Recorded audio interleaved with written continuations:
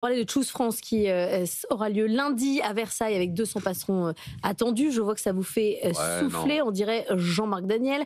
Vous y croyez pas? Ça vous saoule Non, ce genre j'en ai marre. d'événement? Non, j'en ai marre. Franchement, ça suffit, quoi. Ça suffit parce que on peut pas dire choose France et puis d'un autre côté faire une dissolution, puis d'un autre côté avoir un pays qui est dans l'immobilisme, et puis d'un autre côté faire des numéros de claquettes parce qu'il va être très content, notre président, de serrer des mains à des gens très riches et très puissants. Et puis à côté de ça, laisser tomber les PME, les ETI qui sont mais vraiment dans la panade. Ah, carrément, vous le prenez mal, Choose France. Ah non, j'en ai marre là. Ça y est que, si vous voulez, le problème. Alors après, on peut choisir. C'est-à-dire que moi, ce que je pense, c'est qu'on est devenu. On disait, vous savez, la France, c'est devenir un musée et un C'est site pas grave. touristique. Bah, on est devenu une boîte d'événementiel, en fait. Voilà, c'est ce qu'on sait faire, c'est ça. On sait faire, génial, les JO. Et puis on sait faire des événements. Ça, c'est génial. Choose France, c'est génial. Il va y avoir des super Devenu photos. une boîte Bah oui, d'événementiel. c'est GL Events version nationale, quoi. Notre-Dame, C'est-à-dire, on fait une petite fête, quoi. Voilà, mais ça, on est super bon, mais il faut continuer comme ça. Mais il faut arrêter de se foutre de la gueule du monde, parce que Choose France, déjà, choose entreprise française,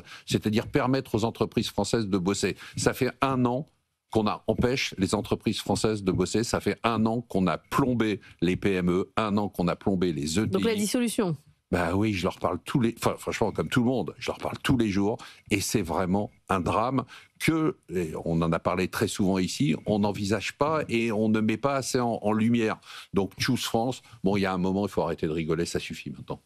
Mais quand même, je me permets de vous rappeler quand même que on reste la place en Europe où les investissements étrangers sont les plus forts. Il y a peut-être un tout petit intérêt, non? Alors, écoutez, l'élément essentiel dans un investissement, c'est la visibilité et la stabilité.